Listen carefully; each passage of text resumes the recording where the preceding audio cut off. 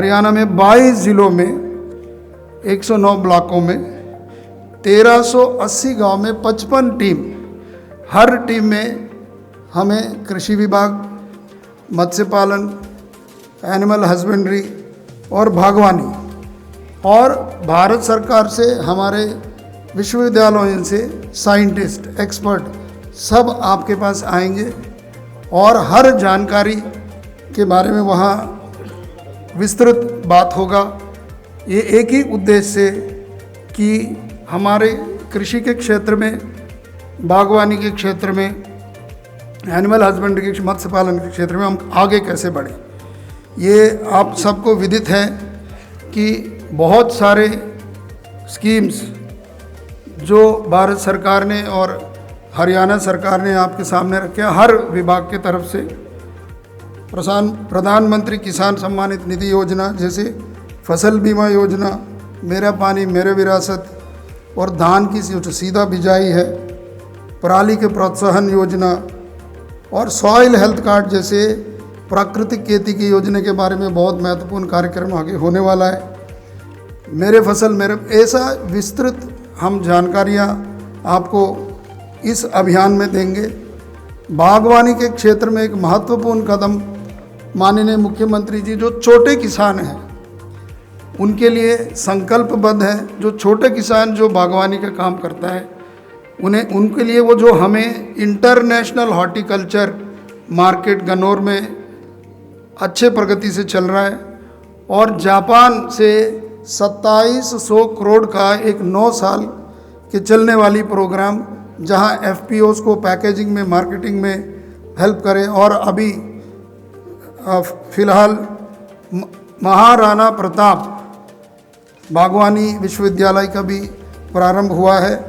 इन सभी चीज़ें हरियाणा के कृषि के क्षेत्र में, हर क्षेत्र में आगे ले जाते हुए संकल्पबद्ध है। मैं आप सबको आज धन्यवाद करता हूँ, इतने अच्छे संख्या में, बड़ी संख्या में हमारे बीच में आए। मैं बताना चाहूँगी कि कुछ किसान बहनें जो मत्स्य पालन कर रही हैं उन्होंने भी आज हमारे बीच में आपके समक्ष शिरकत की है। सर, मुझे बताते हुए बहुत खुशी हो रही है कि आपके नेतृत्व में आपने विशेष रूप से बजट सत्र से पहले किसानों के साथ बहुत चर्चा करके, विचार विमर्श करके कुछ घोषणाएं की थीं। विशेष रूप से फिशरीज़ मत्स्य पालन महकमा जो है उसके लिए आपने किसानों को लाभ देने के लिए ये घोषणा की थी कि 10 से लेकर 30 किलोवाट जो है सोलर सब्सिडी बढ़ा दी जाएगी। वो सर हमने कार्य पूरा कर लिया है।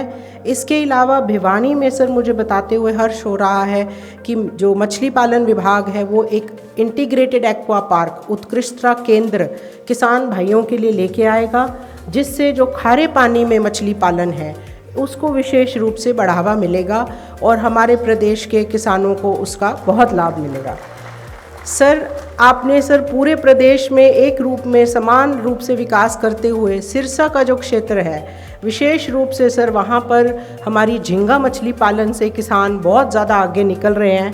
बहुत से किसान आज वहाँ से भी आए हुए हैं जो बहुत इसका लाभ उठा रहे हैं। उनके लिए विशेष रूप से सर आपने घोषणा की है कि 100 करोड़ की लागत से इंटीग्रेटेड एक्वा पार्क और विशेष रूप से झींगा फार्मिंग के लिए प्रोत्साहन मिलेगा।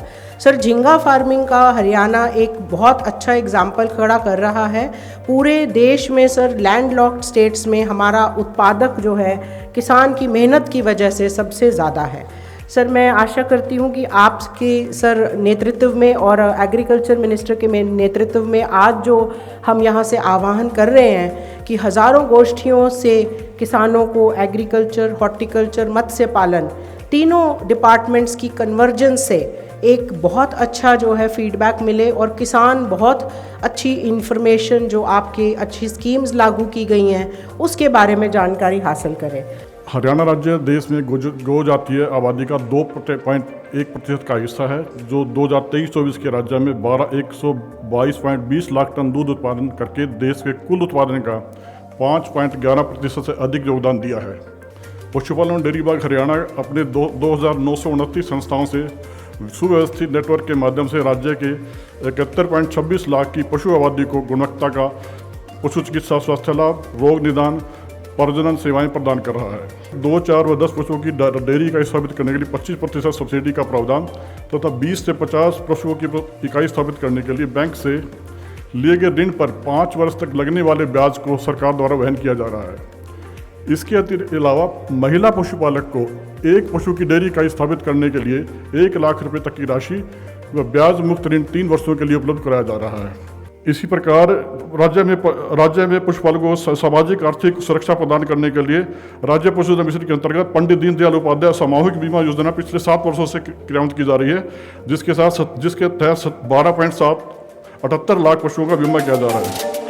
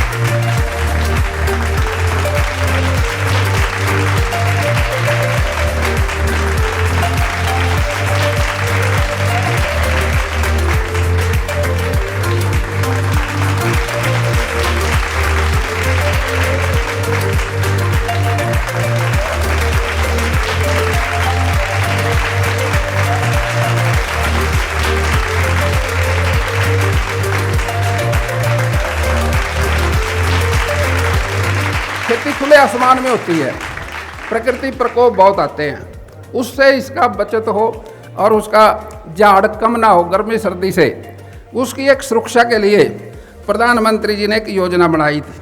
अगर हम सीधी बिजाई करें, जैसे टायर हैं ट्रैक्टर के, उसी सीधी बिजाई हो जाएगी मशीन से। उस सीधी बिजाई करने से जो उसको पैसा बचा लेबर का वो तो अलग बात है, लेकिन 4000 और 4500 रुपये सरकार भी देती है। भाई पराली को खेत में खपाओ और उसके लिए 1000 से 1200 रुपये सरकार आपको अनुदान देगी, उससे खेत की उपजाऊ शक्ति बनी रहती है। खेत का स्वास्थ्य बना रहे तो उसमें तभी तो स्वस्थ चीज पैदा होगी। और उसके लिए हमने कुछ नमूने इकट्ठे करे, 58 लाख नमूने इकट्ठे करे और लेबोरेटरी में भेज के हमने इसको 52 हमारी लेबोरेटरी हैं जो बड़ी हैं, 54 है छोटी। सारे प्रदेश के अंदर उसमें टेस्ट होके मिट्टी जैसे आदमी की टेस्ट होता है, भाई तेरे को शुगर है, बीपी है, इसी तरह से ज़मीन का भी डायग्नोज करके उसको ज़मीन के बारे में भी जानकारी देते हैं किस चीज़ की कमी है। तो इससे भी किसान को फायदा हुआ। फिर हमने इसके कार्ड बनाए और 15 लाख किसानों को व्हाट्सएप पे कार्ड भेज दिए, भाई आपकी ज़मीन की सेहत ऐसी है, ये रिकॉर्ड है आपकी खेत का, कल्ले कल्ले खेत का, और इससे आप अपने तौर से खेती में जो डालना वो डालिए।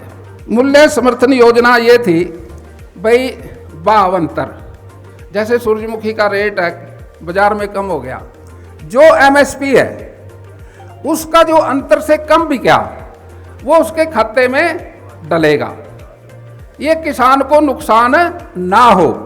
इसलिए साथियों ये जो हमारी योजना है, जो हमने फिर एमएसपी तय कर दिया 24 फसलों का, इसके साथ भाई कोई किसी किस्म की दिक्कत ना आए, एमएसपी पे खरीदी जाएगी। और हमने तो यहाँ तक ये जो सोच लिया भी जहाँ सेम है वहाँ नमकीन पानी है, उसमें झींगा मछली का पालन बहुत अच्छा हो सकता है। हमने अपने डिपार्टमेंट के अधिकारियों से ये एक मीटिंग बुलाई जिसमें फिशरी के अधिकारी भी हैं जो डिपार्टमेंट के हैं, जो भूमि का सुधार करता है डिपार्टमेंट सॉइल कंजर्वेशन, उनके साथ बैठ के वो पानी निकालते हैं, खारा पानी, वो खेती के काम नहीं आता।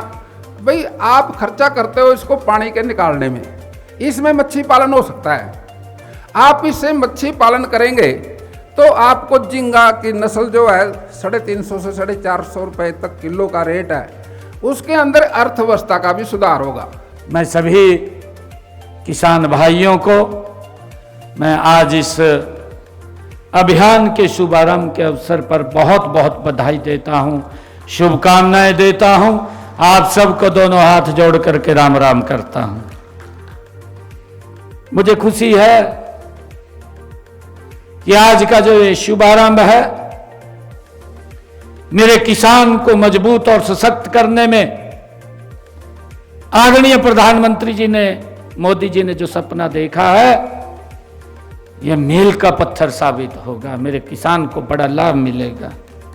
एक कार्यक्रम नहीं है, बल्कि यह एक जन आंदोलन है जो किसानों को ज्ञान, नवाचार और तकनीक से सशक्त बनाने की दिशा में यह महत्वपूर्ण साबित होगा।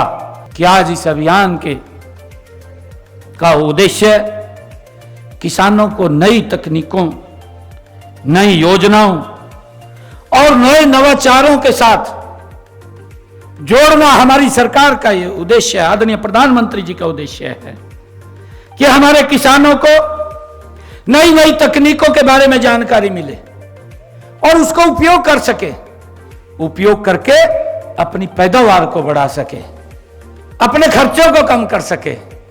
ये सरकार का उद्देश्य है। मुझे खुशी है बताते हुए कि हमारे जो खरीफ फसलों की वैज्ञानिक तकनीकों की जानकारी वो देना हमारी सरकार का उद्देश्य है।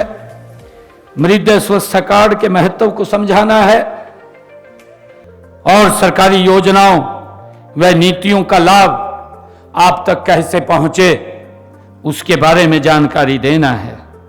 सबसे महत्वपूर्ण है कि आप सब किसान भाइयों से फीडबैक लेकर के आपकी तरफ से भी जो बातें आएंगी कि कृषि के अंदर ये काम होना चाहिए या यहां पर ये दिक्कत आ रही है, इसका समाधान होना चाहिए, आपसे जो फीडबैक आएगा उस फीडबैक को लेकर के कृषि अनुसंधान को देने की जिम्मेवारी और उस दिशा में काम करना ये सरकार का प्रमुख उद्देश्य है। उसको लेकर के आज इस अभियान की जो विकसित कृषि संकल्प अभियान का शुभारंभ हुआ है, इसका मेन उद्देश्य ये है और हम सब मिलकर के इसको आगे बढ़ाने का काम करेंगे। यह अपने आप में कृषि क्षेत्र में अब तक का सबसे बड़ा जनसंपर्क अभियान होगा कि किसानों के साथ सीधा जुड़ करके उनसे फीडबैक लेकर के उनकी समस्याओं को समझ करके उसका निदान करना, ये हमारे इन कृषि वैज्ञानिकों का ये मेन उद्देश्य होगा। इस दौरान आपको स्थानीय जलवायु, मिट्टी और फसलों के अनुरूप विशेष सुझाव भी दिए जाएंगे कि हमने किस प्रकार से अपनी मिट्टी का परीक्षण करके कितनी मात्रा में उसमें पेस्टिसाइड डालना है, कितनी मात्रा में हमने खाद डालना है, कितनी मात्रा में हमने उसके अंदर यूरिया डालना है, उसका भी आपसे सुझाव दिए जाएंगे।